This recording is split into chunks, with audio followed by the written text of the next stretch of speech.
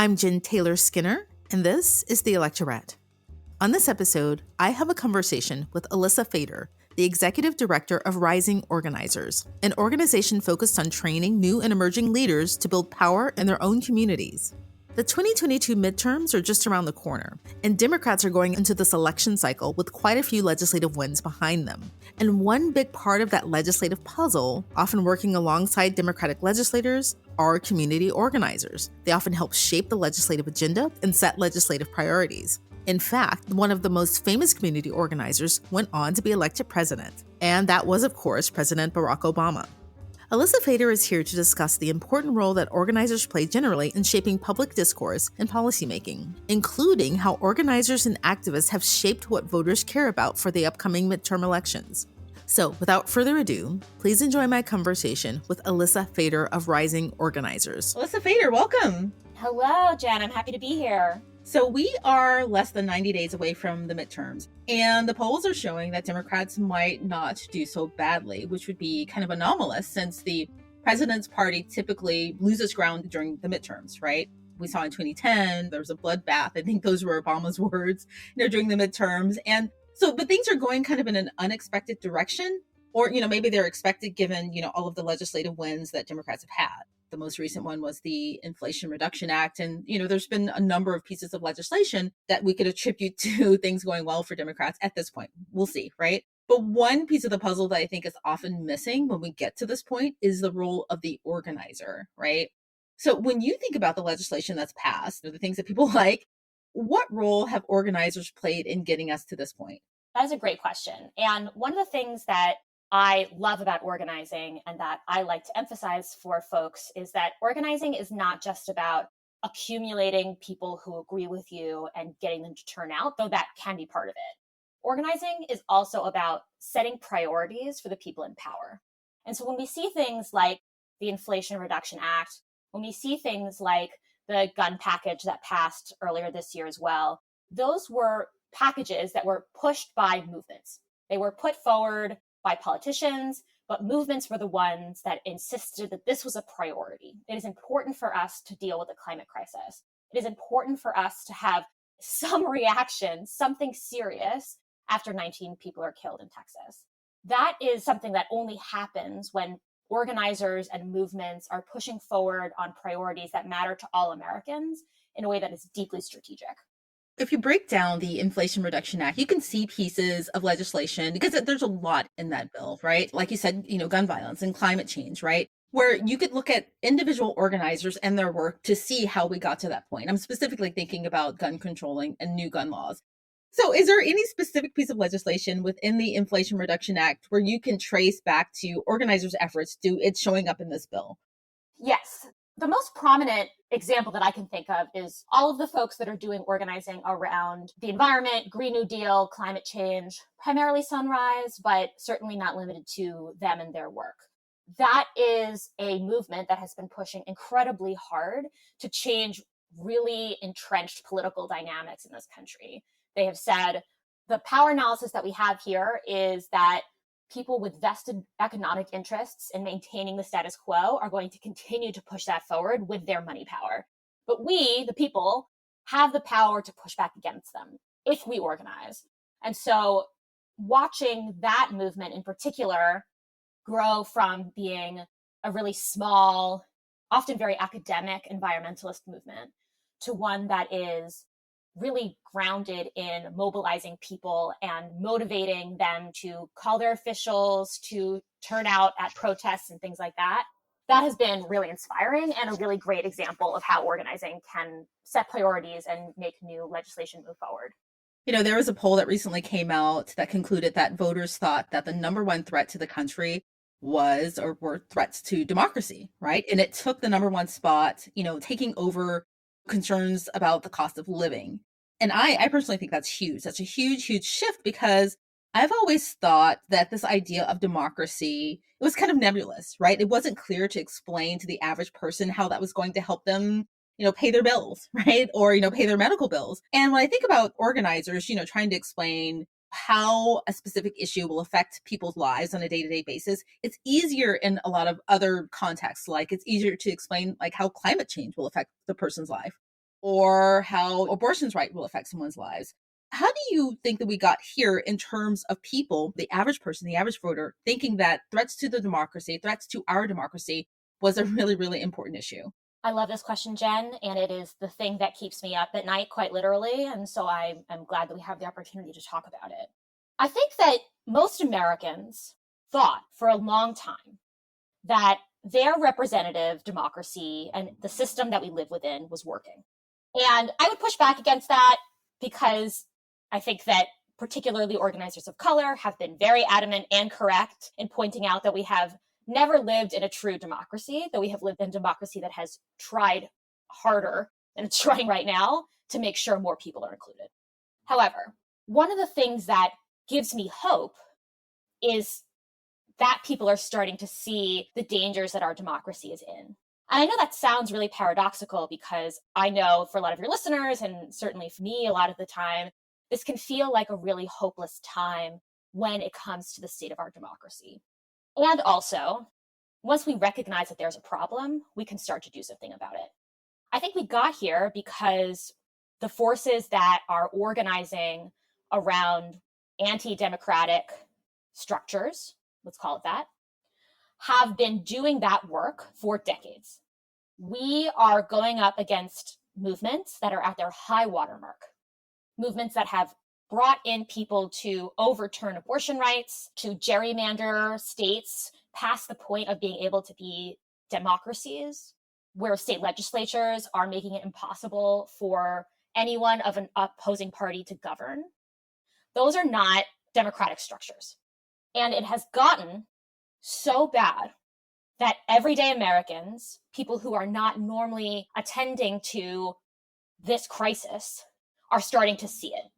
They are starting to see the ways in which people are sowing doubt about our elections, or it is becoming harder and harder for people to vote, or our elected officials are not representing us the way that they should because they are representing big money corporate interests rather than the will of the people.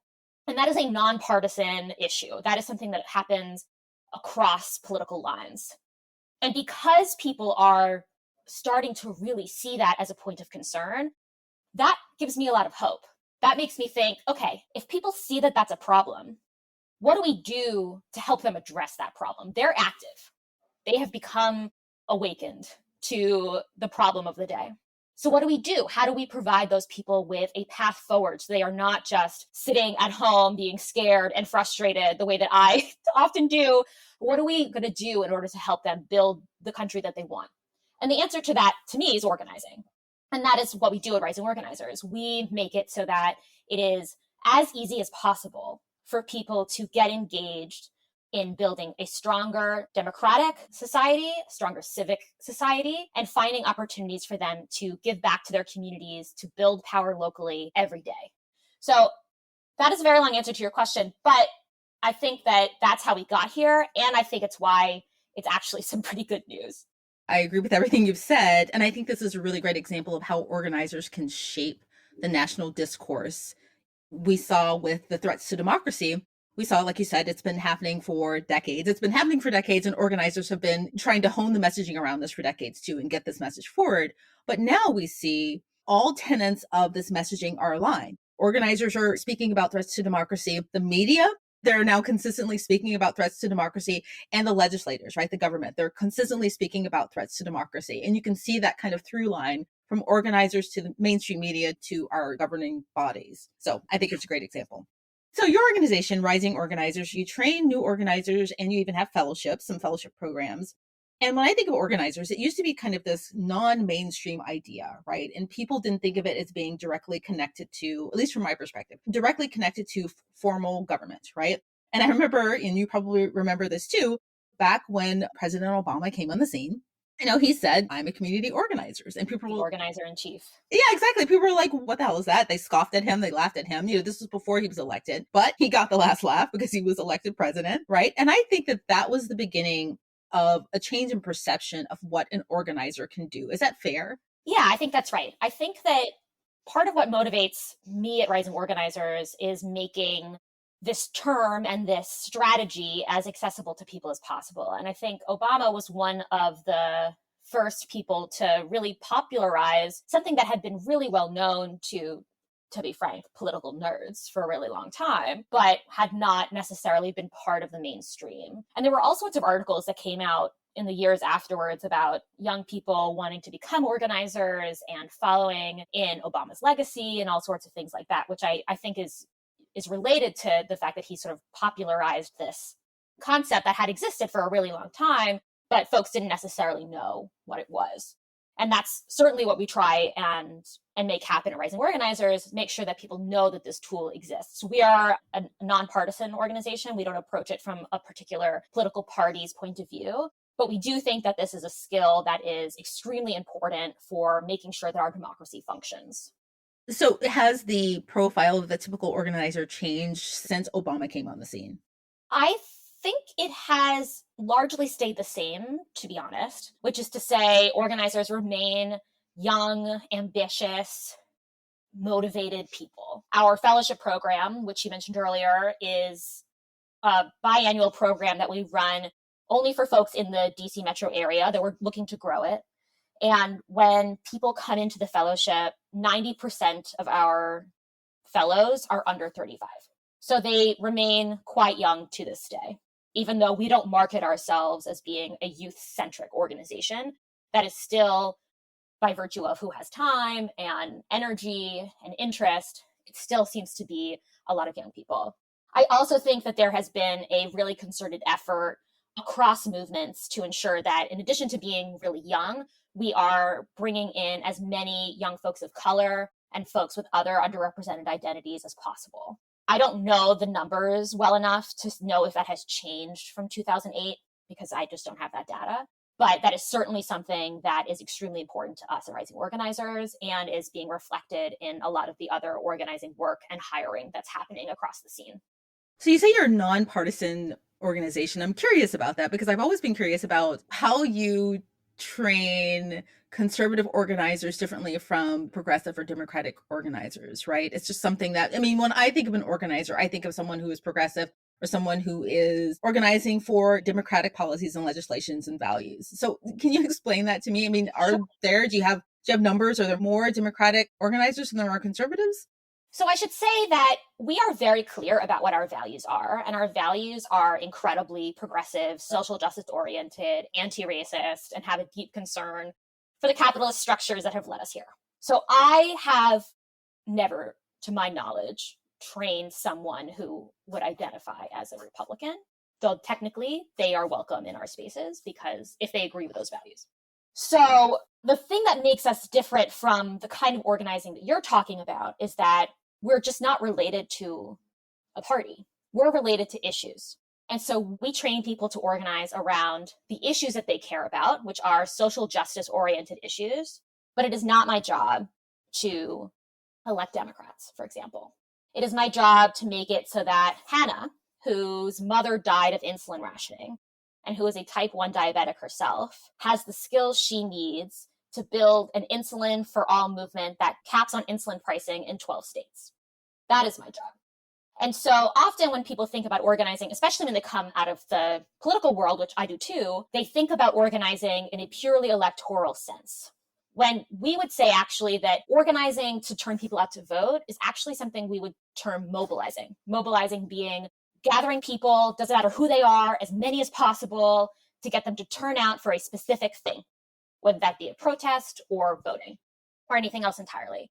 And mobilizing is great, but it's not always the same thing as organizing. Organizing, in our parlance, is doing long-term systems change with people who share your values. And so our values, which are reflected on the website, are deeply social justice oriented. We have a vision of the world that is more participatory, has greater equity, is able to get us closer to the kind of democracy that we deserve. But it's not about electing one party or the other. It's about moving forward the social issues that impact us every day. I see. So that's a really interesting approach. So given that you're very open and transparent about your values, you probably won't have someone who comes to you and say, I'm really passionate about making abortion illegal. Correct. Right. Nationally. They probably wouldn't find themselves being very comfortable. Right. So I'm curious about how this works from A to Z. So take someone like myself, I'm passionate about school inequality, right? disciplinary inequities and academic outcomes, how would you take someone like me who says, I don't know where to start here, but I want to make change in the system? Where would we begin? That is a great question. You sound like a prime rising organizer. So the way that it works right now is that the best way for people to get involved in this work is to come to one of our trainings. And we will essentially teach you as much as we can in an hour. And then we will have resources that you can follow up with. The better solution is being able to join the fellowship. And like I said, the fellowship is currently only for the DC metro area. And that's why it's so important that we're growing as fast as we can. So in the fellowship, which is a much more intensive version of our public trainings, that version of Jen has a 9-session long intensive training operation. She gets at least 2 coaching calls with experienced organizers during the fellowship. And then when she graduates, she gets intentionally plugged in with local organizations that are already doing the work that she cares about. She gets continued coaching from yours truly and other advanced organizers in Rising Organizers so that she stays in the work and is able to apply the strategies that she's learned every day. Now, like I said, that currently is only in the DC area, and that breaks my heart. I promise you, it kills me that I have to reject people because of our geographic focus. And also it's why we're trying to grow, and that's why we have our public training offerings in the first place. We want to be a place where someone can say exactly that. I know I care about something. I have no idea where to start.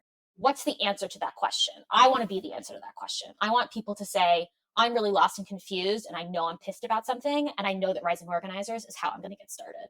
So in terms of, people becoming organizers, what world is ideal to you, right? You want to grow, you want to expand. Do you want the average person to think of themselves as being capable of being an organizer at any point? Is it something that they would have to dedicate to full time? Or, what world would you like to see? The world that you're describing in which people have the skills and can utilize them if they have to is the world that I want to see. I don't think that people need to have organizing be their full-time job. Organizing is not the most accessible career. Many people get started in organizing, as I did, on a campaign where the pay is challenging. You lose your health care at the end of the campaign. You have to live in some random person's house most of the time. My first supporter housing was my parents. I was very lucky in that regard. And so I don't think it's reasonable for us to expect that you have to have this be your job. And more importantly, I don't think it's strategic. I think it is more helpful for people who are, for example, I'm working with the ACLU of Kentucky right now, and they have hired 3 organizers that are from Kentucky, are directly impacted by the criminal justice system, and they are teaching them how to organize. And that is good organizing, is better than someone like me, white girl from New Jersey, showing up in Kentucky with a set of skills that I've learned, because I don't know anything about Kentucky. It is better for doctors and lawyers to know how to utilize this skill in their career than for us to not have social justice minded doctors and lawyers. And so the kind of world that I'm trying to build is one in which organizing is readily accessible and understandable to everyone. And the reason I want to build that world is because when I was growing up, I grew up in conservative social movements, and I learned about people power from an incredibly young age. I saw the way that it worked. I went to my first protest when I was 12, and that was just part of the fabric of my life. And it's what made me a better organizer. It's what made me a better activist. And it is wrong that, to be frank, rich white girls from New Jersey like me were able to learn that by virtue of the politics that I was surrounded by, rather than because someone was really putting in the effort to make sure that I could build the world that I wanted. So I want to change that. I want to make sure everyone who wants these skills can get them, because I promise you, the rich white people down the street from you know how to do this. I promise you that. And I want to make sure that more people can do it too. So, I'm curious as to, you've admitted that it's not very accessible to a lot of people. You have to have a certain level of privilege, I think, to participate, even though a lot of people don't who are organizers. But if you're doing this and you don't have income coming in, how are you and your organization making it more accessible to people who may be in that position, right? Who aren't financially sound, who may have to live with someone or parent or something. How are you making that more accessible? The first thing we do is ensure that all of our programs are free forever. One of the greatest pieces of pushback that I get is that we should charge people to come to our trainings. It'll never happen. There's also the things that we can't do that I want to do as we grow. So for example, we want to be able to stipend our fellows so they are never having to choose between a part-time weekend job and joining our fellowship. That's currently something that we frankly just can't afford to do. Or in the 3-4-year plan, I want us to start to be able to incubate movements and incubate people's benefits so that we can be a part of some sort of cost sharing mechanism to make it easier for people to continue on their healthcare while they're spinning up their organization before they have the resources to really make it happen. These are all things that are in the plan. But one of the challenges that exists, unfortunately, is that similarly to what you were saying about how organizing can seem kind of opaque, the funding structure around this section of democratic involvement is really challenging. There's been a lot of effort, very rightfully, placed in funding voter registration, voter turnout, and I agree with that. And also, it's not the only way of participating in our democracy. And one thing that I think, and I hope that let's say the donor class of the civic engagement world starts to take more seriously is how do we build not just a democracy in which people turn out, but a democracy in which it is healthy? And that involves more than just voting. It involves participatory democracy every day from all corners of civic engagement. As we get closer to midterms, what are organizers focusing on now, right? Because we're in the last stretch. Is it mainly, get out the vote efforts and registering people to vote, like you mentioned, or are there other things to do at this point in the election cycle? Yeah, so I would imagine, again, I'm at a bit of a distance from that particular side of campaigning, but I would imagine that folks are really spinning up their get out the vote efforts, that they are registering as many people to vote as they can before the deadline, which, depending on which state you're in, you can register a day of, or in some of the more restrictive states, you have to register pretty far in advance. So that's probably where a lot of folks are dedicating their pre-midterms time. I think something that I would encourage people to think about as well is how do you use this moment as a way to highlight the issues that you really care about? How is it that you are digging deep on where does this candidate stand on what I care about? And how am I going to hold them accountable to it? Right now, I think the folks are really tired. They spent a lot of time fighting for civil rights under our previous administration and are finding it really hard to keep that momentum going. And I think part of that is because we're so disconnected from the issues that we care about. People are really tired right now because we spent a lot of time fighting back fascism at our door during the previous administration. And that fight has not gone anywhere. And so I want people to think about not just how do I get up the energy to get folks out during this current emergency, but also understand that the emergency is going to be ongoing. The fight for our democracy is going to be ongoing. And that means continuing to identify how you stay involved in your community all the time, well after November. Yeah, I mean, I agree with you. I've said this a few times over the last few episodes that people are exhausted. I personally am, I could use a nap right now. Between the pandemic and the last administration, I mean, we were forced for the past 5 or 6 years to think about politics all the time. If this wasn't your job, right? If you had some other job that you cared about, you were still forced to think about politics because your life and your livelihood was probably on the line if you were in a marginalized group. So you were forced to think about it. And I think that's a really hard environment to get people to stay active or to become newly active. So I applaud your work. And, in closing, what would you tell a person who's listening to this and thinking like, oh, I'm exhausted, but I still really care about this thing. Should I get involved now or is this under control? I don't know. Yeah, I think the thing that I would tell them is to get involved. One of the things that's wonderful about organizing is that you can't do any of this alone. You have to do it in community with other people. And that is what makes it sustainable. One of the things we teach in our trainings, which I hope your listeners come to, is why someone might join a base. We usually say it's because of one of 3 reasons. The first is that they care about the issue. That is how a lot of people turn up in a place. They say, I care about education. I want to go hang out with the education people. Or it'll be because someone invited them to an event. Someone says, hey, Jan, I'm going to this thing. Will you come with me? Or it'll be because they are trying to figure out how to best utilize their time, which we would say, so they're looking for who has the best strategy. But the thing that keeps somebody in the base is all 3. It's caring about the issue, it is believing in the strategy, and it is having relationships. And good movement organizing does that. The thing that I think people are missing right now, well, it's a lot of things, but one of the major things is that they feel really alone because of the pandemic, because of the crisis that we're in our democracy. And there is no better cure for that than organizing. As a bit of an anecdotal proof of that, at the end of our fellowship program, we get feedback from everybody in the class. And this guy at the end of the fellowship, not someone you would typically describe as being a particularly emotional, mushy guy, he said, since 2015, I felt really alone in this work.